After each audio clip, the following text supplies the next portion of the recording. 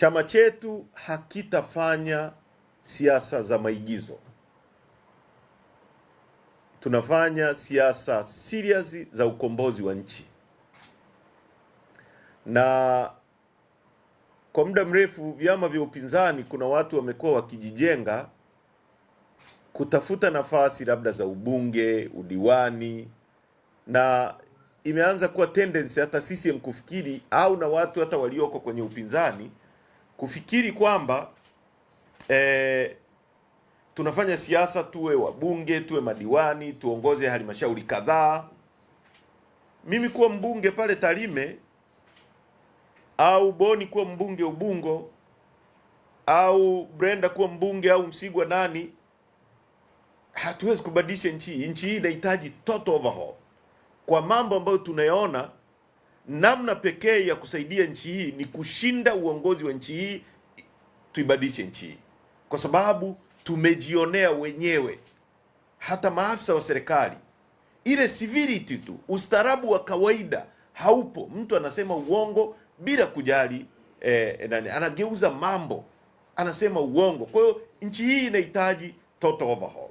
Kwa nataka nisisitize kwa viongozi na wanachama wa Chadema, chama chetu kama chama kikuu cha siasa cha nchi hii, siasa tunazofanya ni za kwenda kubadilisha nchi hii, na zina consequence, zina madhara kwetu sisi, zina madhara kwa wanachama wetu. Ndio maana kwa maelfu watu wanakamatwa, ndio maana kwa mamia watu wako ndani, watu wanakamatwa. Umeona mwenyekiti wetu wa wilaya Geita, tena mwanamke, amekamatwa, amepigwa vibaya sana, amekaa na polisi kwa siku 20 kinyume cha utaratibu wa sheria.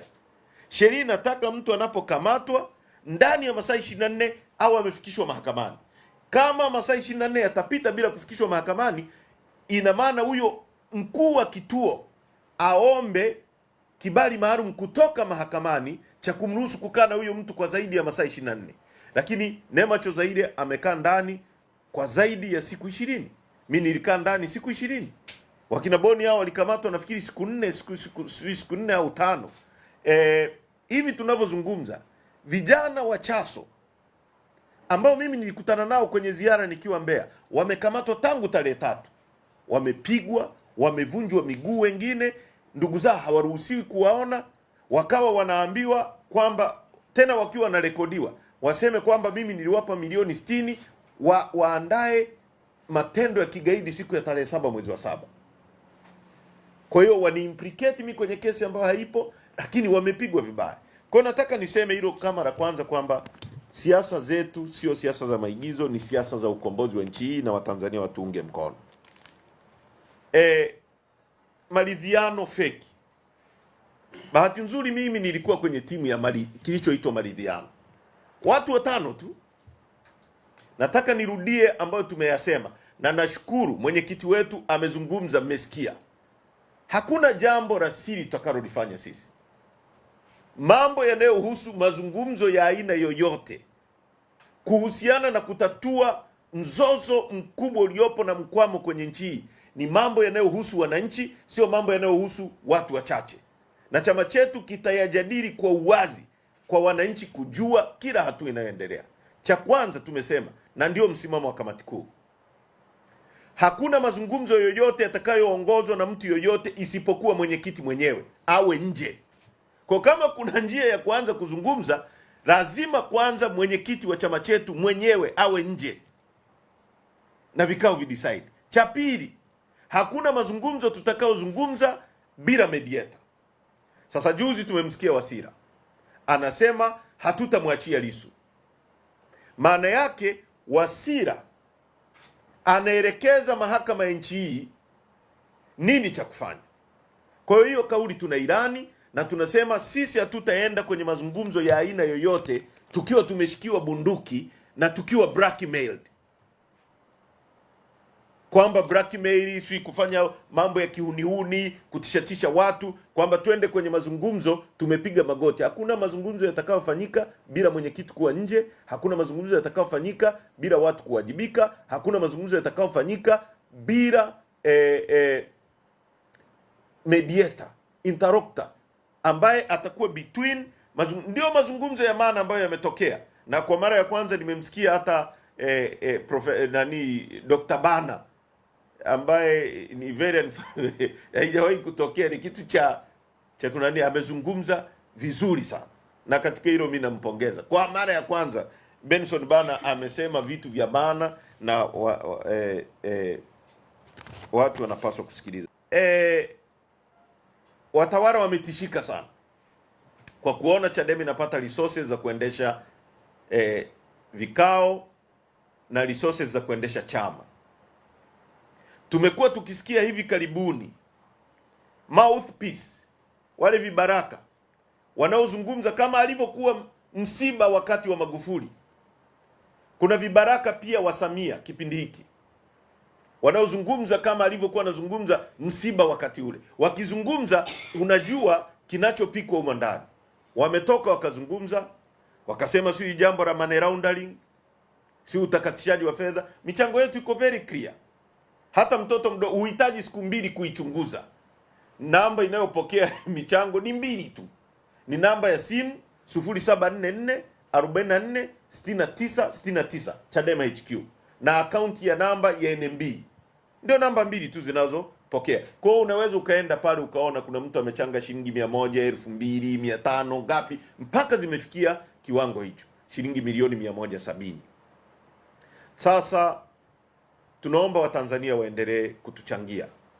Na katika hili jana mwenyekiti wetu alitoa wito. Ndio maana nimekuja kuinsisti hili jambo kwa Watanzania, kwamba Watanzania waendelee kuchangia Chadema. Kwa hiyo naleta challenge kwenu Watanzania, kwa heshima ya mwenyekiti, mtu ambaye amekaa ndani siku zote hizi kwa kupigania mageuzi ya nchi na anapitia maumivu makubwa.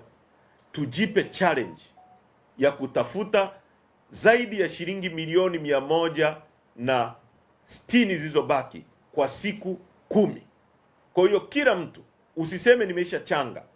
Tatizo la michango hii, watu wamekuwa wakifikiri ni shilingi 1000 ni ndogo sana, haitafanya change yoyote. Ni shilingi 500, labda Heche amechanga, mimi nisipochanga Heche ametoa, labda Pamela ametoa, labda Boni ametoa, labda. Hapana, kila mtu, ikiwa mwenyewe waandishi wa habari, kila mtu atume shilingi 1000, 2000.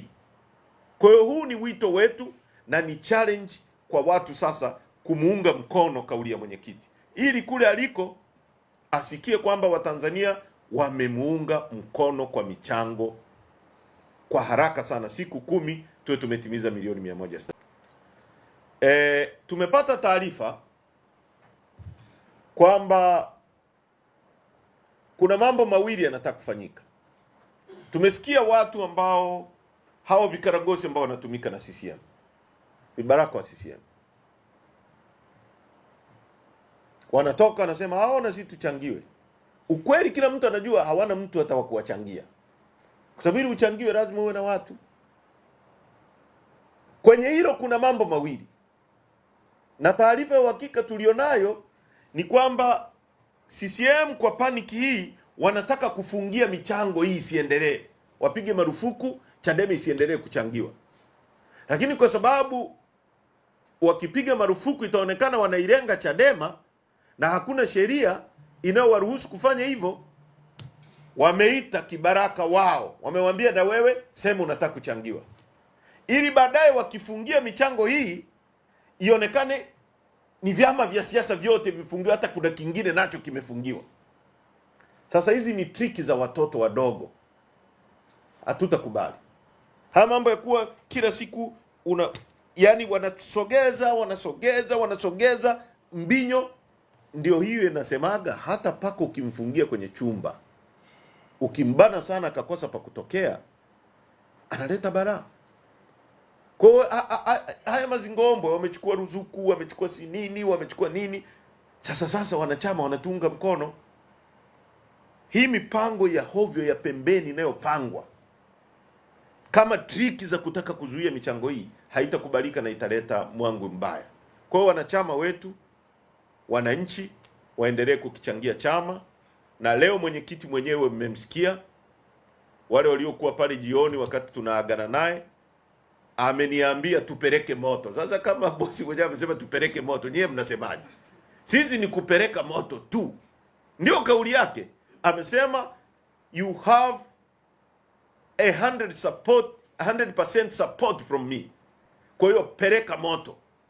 Kwa hiyo tunaenda Mwanza kesho kutwa, tutakuwa na kongamano kubwa zaidi ya watu 1000 ambao tutaendelea sasa kupeleka moto wa Free Tundu Lissu na katiba mpya.